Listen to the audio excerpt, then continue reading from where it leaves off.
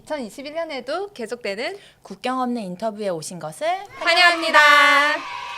네, 저는 국경 없는 이사회 인사국에서 근무하고 있는 황선미라고 합니다. 네, 안녕하세요. 저는 4년 전부터 보건증진교육과로 활동하고 있는 유한나 활동가입니다. 반갑습니다. 반갑습니다.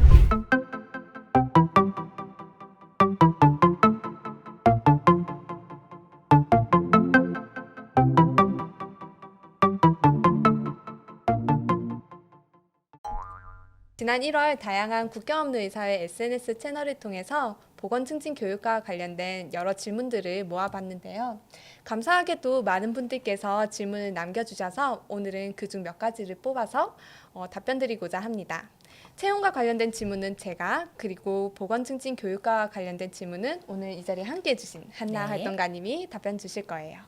그럼 시작해볼까요? 네. 제 질문은 우선 한나 활동가님께 드리는 질문이네요. 보건증진 교육과가 된 계기는 무엇인가요? 그리고 국경 없는 의사회에서 일하게 된 특별한 계기가 있을까요? 네. 사실 제가 많이 듣는 질문 중에 하나인데요. 저는 간호사였는데 인도주의 활동에 관심을 갖게 되면서 여러 NGO에서 경험을 하게 되었어요. 근데 우연하게도 환자 교육이랄지 아니면 의료인 교육이랄지 이런 관련된 업무를 많이 맡게 됐었고, 또 제가 학부 때나 석사 때나 관련한 과목을 상당히 재미있게 들었었고, 그래서 이제 경험하고 제 관심하고 자연스럽게 이루어지면서 이제 이쪽 일을 선택하게 됐었고요. 막상 해보니까 되게 장점이 많은 직종이라고 생각합니다. 왜냐하면 이제 지역 주민들하고 접점이 되게 높아서 마을 지역 주민을 가장 많이 만나는 그런 활동가 중에 하나라고 보실 수 있을 것 같아요. 국경 없는 의사회를 선택하게 된 이유는 특별한 계기가 있었다기보다는 학생 때부터 워낙 국경 없는 의사회의 이름을 잘 알고 있었고, 또 아무래도 노벨상을 받은 단체다 보니까 제가 조금 더 신뢰감을 가지고 있었고요. 그래서 자연스럽게 지원하게 됐고, 그러면서 지금까지 참여하고 있죠. 다음 질문으로 넘어가 볼게요. 네, 다음은 제가 질문 드릴게요. 보건증진교육과가 되기 위해서 준비해야 할 것들은 어떤 게 있나요? 네, 보건증진교육과에 지원하시기 위한 기본 요건들은 저희 홈페이지를 통해서 좀 더 자세하게 확인하실 수 있는데요. 그 중에서도 구호활동과 채용 분야, 보건증진 담당 섹션에 들어가 보시면 보건증진교육과의 기본 요건들을 확인하실 수 있습니다. 이건 하나의 제 팁이기도 한데요. 해당 페이지에서 하단을 보시면 첨부 파일들이 있어요. 그 중에서도 케이스 스터디라던가 아니면 질문지 이런 걸 보시면 보건증진교육과가 현장에서 어떤 역할을 하는지, 그리고 또 어떤 역량을 필요로 하는지를 좀 더 자세하게 들여다보실 수 있습니다. 한 가지 붙이자면 현장에서는 바로 업무에 투입되실 분을 찾고 있기 때문에 하기로는 뭐 교육학, 보건학, 간호학 혹은 인류학 등을 배경으로 최근에 관련 경력을 갖고 계신 분을 찾고 있다. 이렇게 이해하시면 될 것 같습니다. 보건증진교육과는 주로 어떤 일을 하나요? 어떤 마음가짐으로 임해야 하는지 궁금합니다. 라고 질문 주셨어요. 네. 저의 솔직한 마음가짐은 사실 마음을 비우고 할 수 있는 만큼 최선을 다하자라는 게 저의 기본 마음가짐이에요. 왜냐하면 현장에 가게 되면 저희가 예측하거나 혹은 컨트롤할 수 있는 상황이 그렇게 많지가 않고요. 국경 없는 의사회 자체도 제한된 자원과 업무 범위라는 게 있기 때문에 저희가 모든 것을 해결할 수 있지는 않아요. 저의 업무에 대해서 말씀을 드리자면 모든 구호 활동지에는 아주 정확하게 명시된 각자의 목표가 있습니다. 예를 들면 1년 안에 결핵으로 인한 사망률 5%를 낮추자 뭐 이런 식으로요. 그러면 그 목표를 달성하기 위해서 저는 이제 건강 교육이라든지 건강 캠페인을 계획하고 또 실행하는 게 저의 주된 업무가 되는 거고요. 이걸 잘하려면 사람들이 어떤 걸 이해하고 있는지 미리 알아야겠죠. 그래서 지역사회 문화라든지 사회 양식 같은 걸 조사하는 것도 저의 업무가 되고요. 특별한 케이스 같은 난민 캠프 같은 경우는 유행병이라는 또 다양한 건강 위험이 있기 때문에 주기적으로 이런 질병의 추이를 조사하고 사전적으로 예방 조치를 취하는 것도 저의 업무라고 보시면 될 것 같아요. 지금 말씀하신 것처럼 현장 상황이 시시각각 변하기도 하고 프로젝트마다 그 성격을 매우 달리하는 경우가 많기 때문에 이러한 상황 속에서도 목표를 이루어내기 위해서 유연하게 상황을 대처할 수 있는 마음가짐도 중요하지만, 또 한편으로는 다양한 문화권에서 오신 여러 구호활동가 분들 그리고 현지 직원분들과 함께 생활하면서 협업하여 일을 하시기 때문에 이런 분들을 서로 상호 존중하고 배려하면서 열린 마음가짐으로 또 함께 일하는 태도 역시 매우 중요하다고 볼 수 있습니다. 현지에서 보건증진교육과의 경우에 리더로서의 역할을 맡게 되는지 협력가의 역할을 맡게 될지 궁금해요 라고 물어봐 주셨습니다. 네.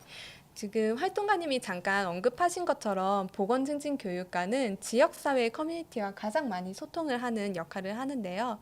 따라서 지역 주민들을 교육하는 역할도 하시고 또 지역 주민들과 협업을 하는 역할도 하시게 되세요. 그래서 리더이자 동시에 협력가의 역할을 두 가지 다 소화해내셔야 합니다. 한나 활동가님은 실제로 어떠셨나요? 저의 경우에는 이제 제가 보건증진교육팀의 매니저로서 리더로서의 역할을 진행을 하고요. 물론 저도 그 의료팀의 일원이기 때문에 동료들과 협력하고 또 저의 대상으로서 지역 주민들과는 또 협력하는, 그래서 두 가지 업무가 이렇게 연결되어 있어서 둘 다 한다라고 보시면 될 것 같아요. 국경 없는 의사의 현장에 보면 자발적으로 참여한 사람이라고 나오는데 정확히 어떤 의미인가요? 자원봉사의 의미인가요? 라고 물어봐 주셨습니다. 네, 저희가 이런 질문들을 간간히 받게 되는데요.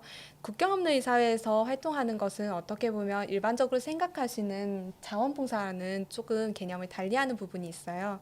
저희는 각 분야의 전문가들이 본인의 전문 역량을 해당 포지션에서 바로 사용하시면서 현장에서 활동을 하시기 때문에 그 무엇보다도 최근에 어떤 업무를 해보셨는지 그리고 또 어떤 경력들을 가지고 계신지를 중요하게 보고 있습니다. 다음 질문으로 가볼게요. 네, 마지막 질문이기도 한데요. 활동가님, 가장 힘들었던 순간과 가장 보람찼던 순간은 언제가 있었나요? 네, 이게 참 답하기도 어려운 질문 중에 하나인데 힘들었기도 하고 사실 제가 좀 기억에 남는 순간은 제가 처음으로 국경 없는 의사에서 구호 활동을 갔을 때였어요. 파푸아뉴기니라고 하는 나라에 이제 구호 활동을 처음으로 갔는데 12살짜리 여자아이가 저희 병원에 결핵이 걸려서 왔는데 검사를 해보니까 이 아이가 HIV를 가지고 있었던 거예요. 그래서 이제 HIV가 물론 요즘에는 좋은 약이 많이 나와서 관리를 할 수 있다라고 하지만 어쨌든 이 아이는 너무 어리고 또 이제 이 아이의 연애라든지 출산이라든지 결혼이라든지 이런 거에 영향을 미칠 아주 중대한 문제고 또 사회적으로 부정적인 시선도 걱정되고 하면서 이제 이 아이가 절망하지는 않는데 또 정확한 정보는 제공해야 한다는 거에 되게 신경 쓸 게 많다 보니까 상당히 마음의 부담을 가지고 교육을 진행했던 기억이 나고요. 보람 있던 순간을 말씀드리면 사실 또 너무 많은데요. 크게 말씀드리면 행동의 변화를 봤을 때라고 말씀드릴 수 있을 것 같아요. 제가 하는 일이 교육 활동이 많다 보니까 흔히들 이거는 지식을 주기 위해서 하는 거구나, 정보를 주기 위해서 하는 거구나라고 생각하시는데 사실은 그건 제 목적이 아니에요. 제가 원하는 거는 사람이 다르게 행동하는 거거든요. 예를 들면은 사람들이 아이를 이제 동네에 나이 지긋하신 어르신들 불러다가 이제 산파라고 하죠. 그래서 가정에서 아이를 낳아 버릇했는데 저희의 교육을 통해서 이제 병원에 와서 의사에게 출산을 해야 되는 게 중요한 걸 알고 그렇게 하시는 경우, 아니면 예방접종 같은 거는 전혀 맞아본 적이 없었는데 이 교육을 통해서 이제 병원에 와서 맨날 맞추시는 경우, 이렇게 행동의 변화를 봤을 때 이제 제가 제 목표가 달성된 거니까 이제 가장 큰 보람을 느끼고요. 짧게 하나 더 덧붙이자면 제가 구활동 현장에 나가면 그렇게 사람들이 저를 좋아해주죠. 그러니까 저만 좋아한다는 게 아니라 그 활동가들을. 그래서 제가 이렇게 조끼 입고 막 마을을 돌아다니다 보면은 국경 없는 의사에서 왔네 하면서 이제 인사도 하시고 와줘서 고맙다고도 해주시고 담근 술도 막 주시려고 하고 막 이런 모습 볼 때 되게 감사하기도 하고 내가 하는 일이 이렇게 별게 아닌데 되게 부끄럽기도 하고 그렇지만 되게 행복한 그런 순간이기도 합니다. 오늘 이렇게 국경 없는 인터뷰 함께 해보셨는데 어떠셨나요, 활동가님? 제가 사실 여기서 인터뷰를 하고 있긴 하지만 사실 저도 이제 고작 4번째 구호 활동을 앞두고 있거든요. 그래서 아마 여러분들이 가셨을 때는 제 구호 활동 경험하고 또 다르실 수도 있어요. 그렇지만 어떤 걸 기대하시든 그 이상을 경험하시게 될 거라는 거는 제가 약속드리고 싶고요. 꼭 한번 용기 내보셔서 문을 두드려 보셨으면 좋겠습니다. 국경 없는 인터뷰를 통해서 좀 더 많이 최대한 자주 여러분과 소통할 계획이니까 앞으로도 많은 관심 부탁드리겠습니다. 네, 국경 없는 의사회 유튜브 채널 좋아요, 구독 부탁드려요. See you in the field.